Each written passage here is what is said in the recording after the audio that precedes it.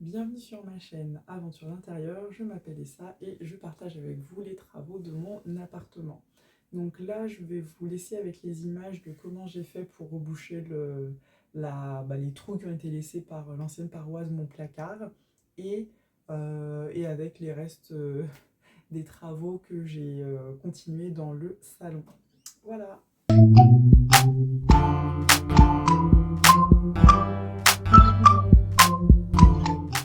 Donc là, ce sont les traces qui ont été laissées par les anciennes parois des placards.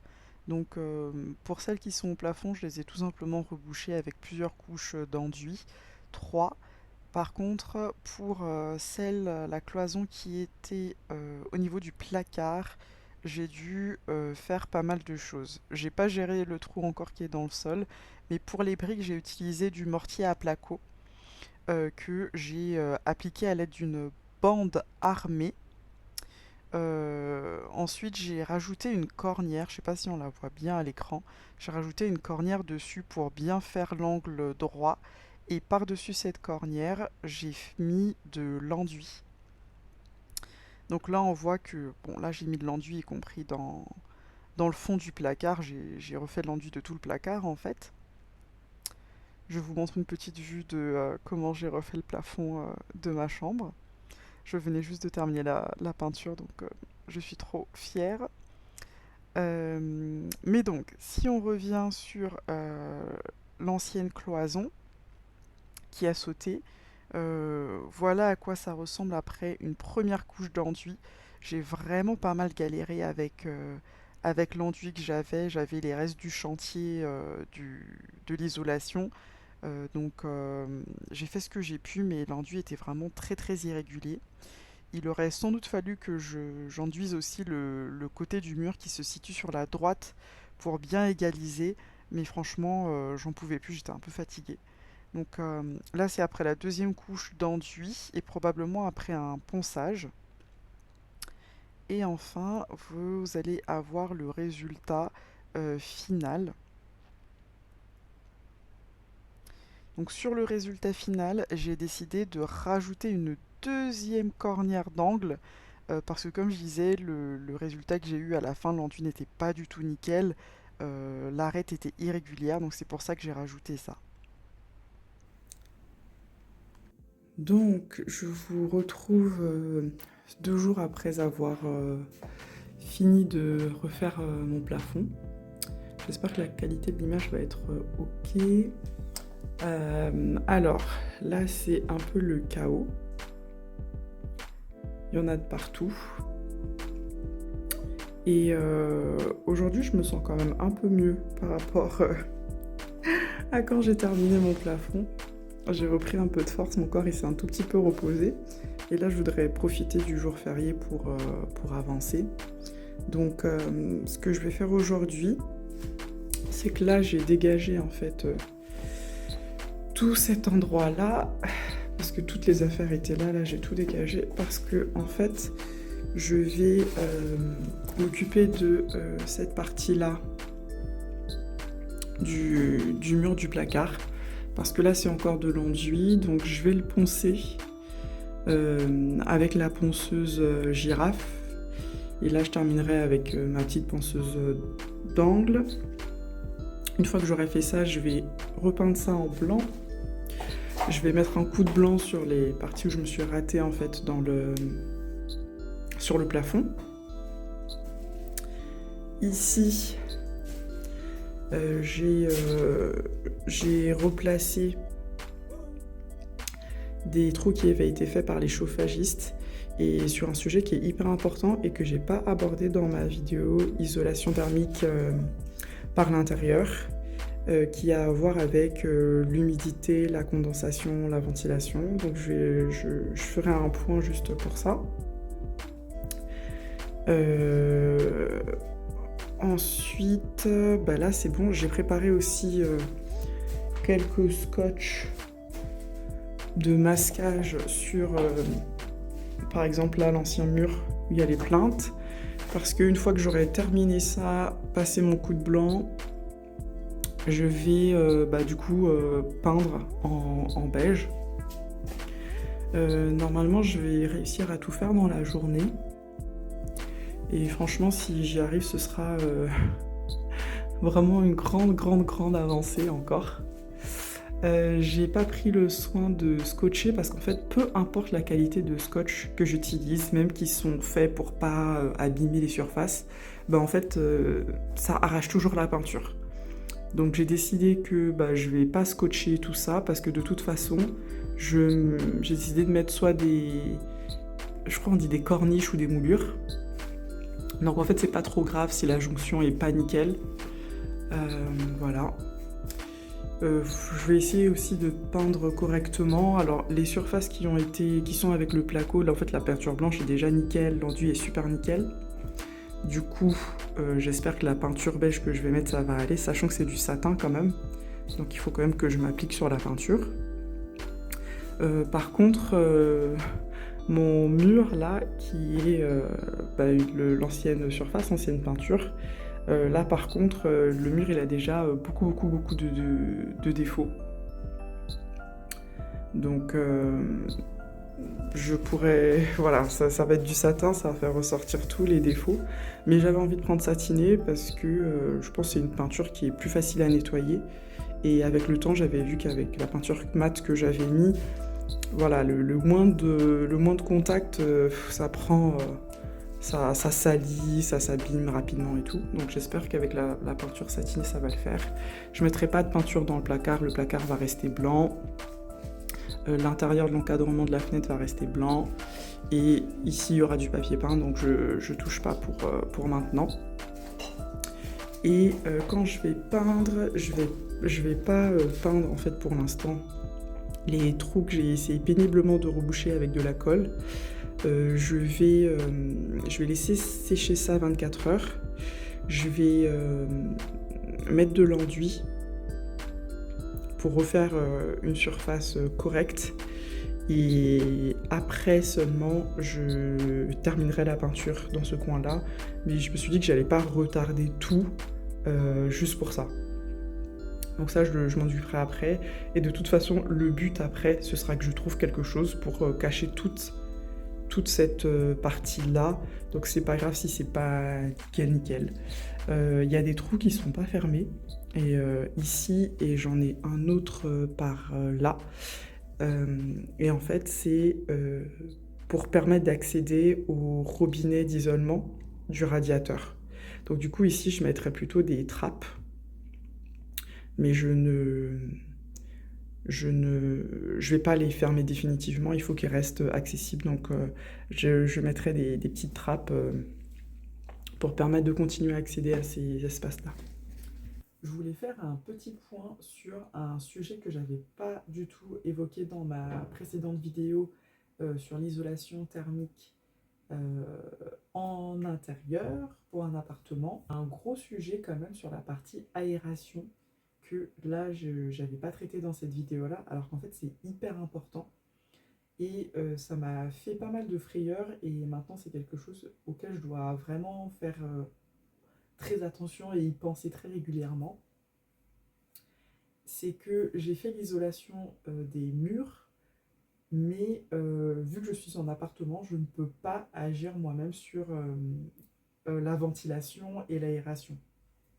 Ça fait partie de ce qui est collectif et sur lequel je ne peux pas faire de travaux. Le premier soir où le chauffagiste a a réinstallé les radiateurs et qu'on les a mis en marche, en fait j'ai flippé, j'ai cru qu'il y avait une fuite parce que j'ai commencé à voir à la formation d'une flaque d'eau et en réalité c'était la condensation qui s'est formée en fait entre le contact, je pense, des murs froids et de l'intérieur qui était chaud. Ça a fait de l'eau et vraiment ça m'a fait une grosse frayeur. Sachant que du coup j'ai des petits thermostats ou thermomètres, je sais plus, thermomètre, thermostat, peu importe, qui me permettent de mesurer à la fois la température et à la fois le taux d'humidité dans les pièces. Euh, et c'est vrai que ça c'est quand même un gros sujet. Euh, et ce qui m'est arrivé aussi, c'est pareil, c'est pendant que je faisais la peinture du plafond. À un moment donné, j'avais mis le chauffage, pas à fond, hein, mais genre 3 sur 5 quoi. J'avais mis le chauffage et en même temps, des bus des fenêtres rentraient de l'air froid. Et en plus, j'avais la bâche sur le mur. Et là, j'ai eu un gros moment condensation. J'ai commencé à sentir des gouttes d'eau qui me tombaient dessus. J'avais l'impression qu'il pleuvait, quoi. Et en fait, c'était dû à la condensation. Donc malheureusement, c'est un sujet qui devrait être traité de pair avec une isolation thermique. Mais moi, je ne peux pas agir sur ce sujet-là toute seule parce que c'est une décision de la copropriété. Et en plus, à mon avis,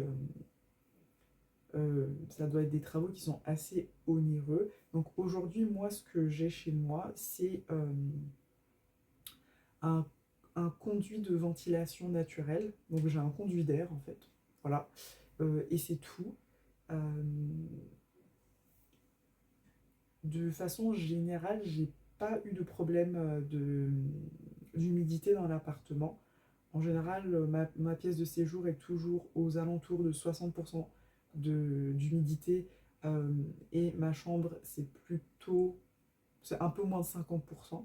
Et ça m'a jamais causé de problème en particulier. Mais c'est vrai que là, avec le fait que j'ai rajouté l'isolation, peut-être que c'est voilà, un peu plus compliqué à gérer.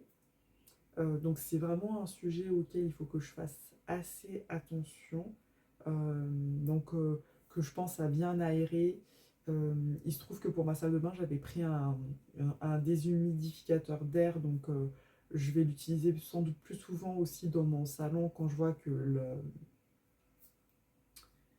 le, le taux d'humidité monte trop. Mais voilà, c'est un sujet qui est important auquel il faut penser normalement en même temps que l'isolation thermique. Du coup, là, je fais juste une petite pause parce que j'ai commencé à peindre en fait les murs en beige. Et le truc, c'est que je sais pas si je vais pouvoir zoomer un petit peu. Quand je regarde la teinte de beige, et ben ça tire un peu vers le rose poudré. Et je m'attendais pas à cette couleur en fait. Pour moi, ce que j'avais pris, c'était un beige clair, mais je m'attendais pas à cette couleur. Du coup, je suis un peu inquiète que ça s'accorde pas avec le papier peint que j'ai choisi.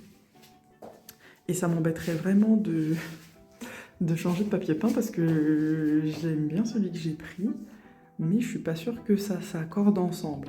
En soi, la couleur, elle me dérange pas. Rose poudré, moi je peux, j'ai pas de problématique avec la couleur. C'est juste l'association. Parce que si je vous montre le papier peint que j'ai choisi, il y a aussi du beige, il y a deux teintes, il y a du beige qui n'est pas de la même teinte que le rose poudré que j'ai. Par exemple, sur le côté, vous voyez rose poudré, vous voyez beige que j'ai ici. Sauf que je voulais pas non plus mettre ce beige là parce que je le trouvais trop froid en fait au mur. J'ai du blanc cassé à l'intérieur. J'ai un peu de doré et du vert. Et là, je me dis, ce papier peint là, à côté de cette teinte de beige, ah peut-être ça va passer. Peut-être ça va passer. On va voir. On va voir. Peut-être ça passe en vrai.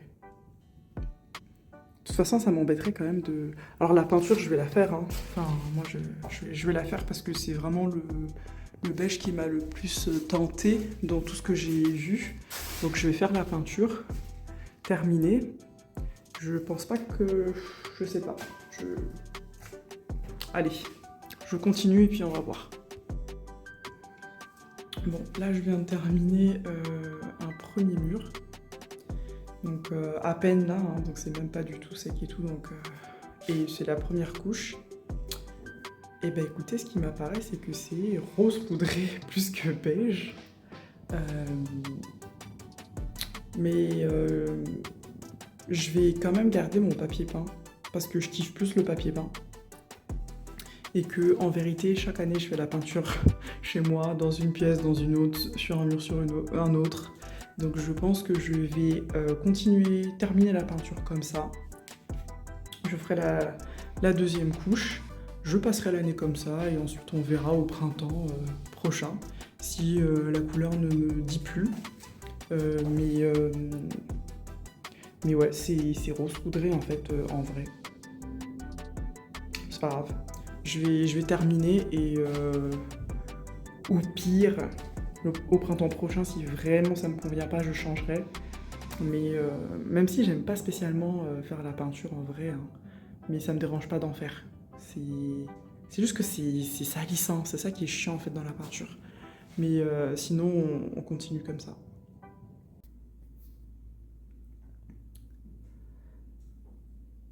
Donc, je viens de terminer de peindre les murs.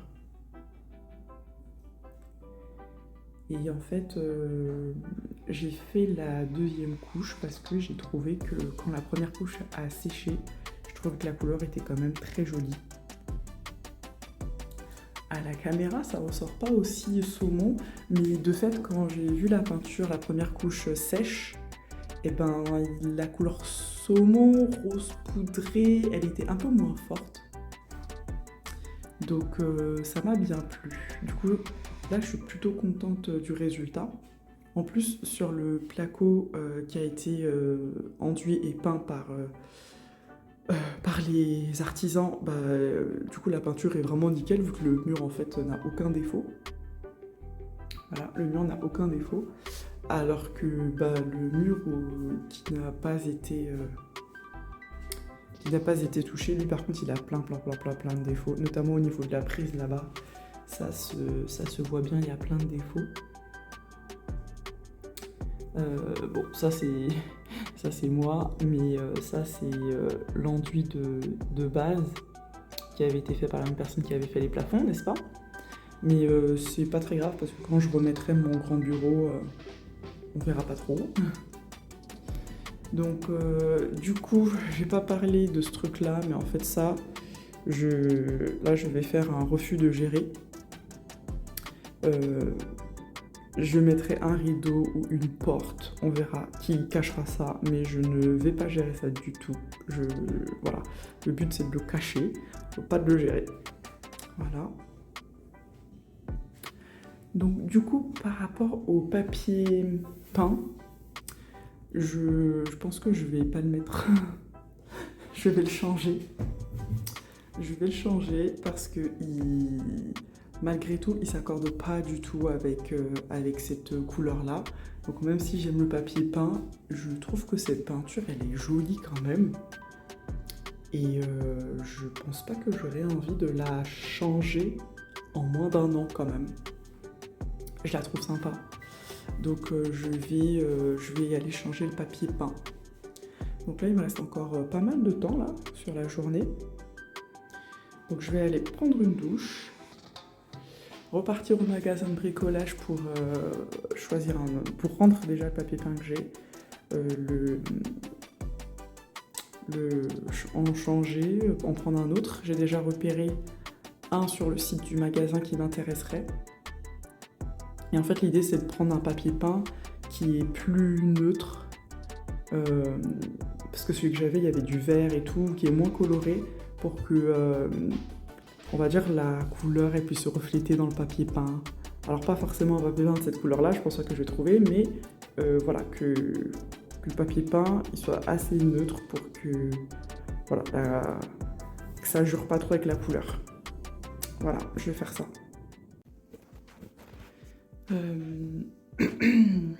Donc, là on est le lendemain de la peinture. J'ai pas encore géré les trous que je dois reboucher là, les carrés que je dois enduire. Mais par contre j'avais hâte de pouvoir ouvrir le store de ma fenêtre en grand pour avoir une luminosité naturelle pour bien distinguer la peinture. Parce qu'en fait, je me suis rendu compte qu'entre le moment où j'ai fait et l'éclairage, etc., je percevais pas bien la teinte de la peinture à cause de la lumière. Donc j'avais hâte de remettre en fait des rideaux. Donc j'ai choisi de prendre des supports de tringle au plafond parce qu'en fait le placo, il faut des il faut des chevilles spéciales qu'on appelle des chevilles mollies. Voilà, mes doigts, il faut des chevilles mollies. Sauf qu'en fait, les chevilles mollies, une fois que c'est mis dans le placo, on peut pas les enlever. Genre, si on veut les enlever, il faut couper le placo. Et moi, quand le vendeur il m'a dit ça en magasin de bricolage, j'étais un peu en mode, mais si je me trompe, je fais comment? Donc, du coup, j'ai choisi de pas mettre en fait la tringle sur le placo. Je préférais le mettre au plafond. Sauf que bien entendu, pour le plafond, je me suis trompée. Donc j'ai été très consciencieuse, j'ai bien fait mes mesures, j'ai fait mes marquages, sauf que le dernier support de tringle là-bas, je me suis plantée dans le marquage pour percer. Donc, et en fait,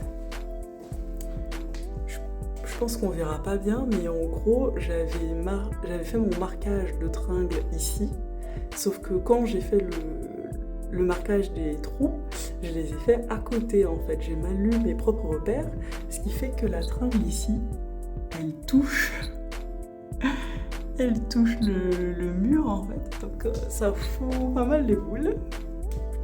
Mais c'est déjà tellement pénible de faire des trous dans des briques ou du béton. C'est tellement chiant, j'ai horreur de ça, je déteste ça. Je préfère laisser comme ça. Et je me débrouillerai pour glisser la tringle correctement, mais franchement j'avoue c'est trop chiant. Mais voilà, c'est fait. Donc là maintenant ce que je vais faire c'est que je vais nettoyer toute la fenêtre et je vais aussi aspirer à l'extérieur sur le store pour enlever toutes les toiles d'araignée, tout ça.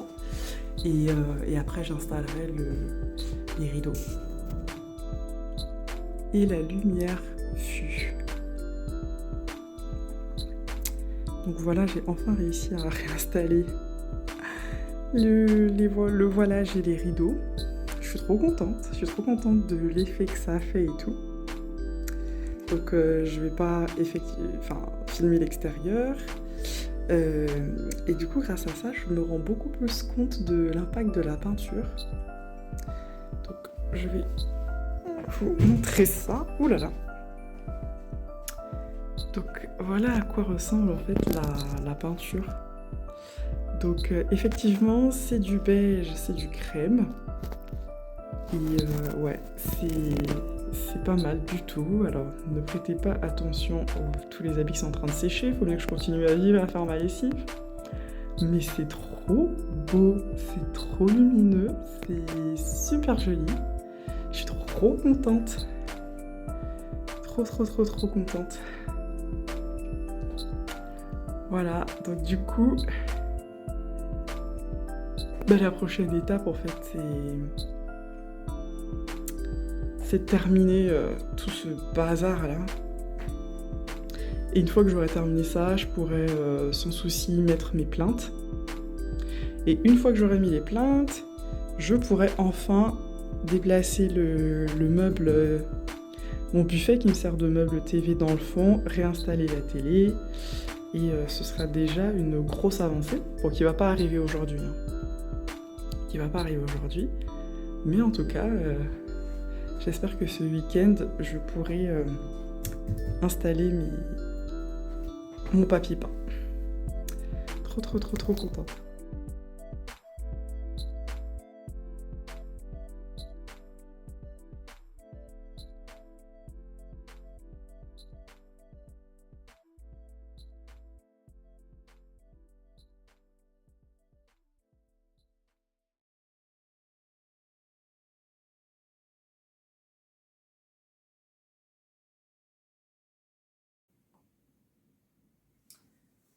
Bon, là j'avoue que à force d'enchaîner en fait tous ces plus ou moins petits travaux, je commence à être très fatiguée.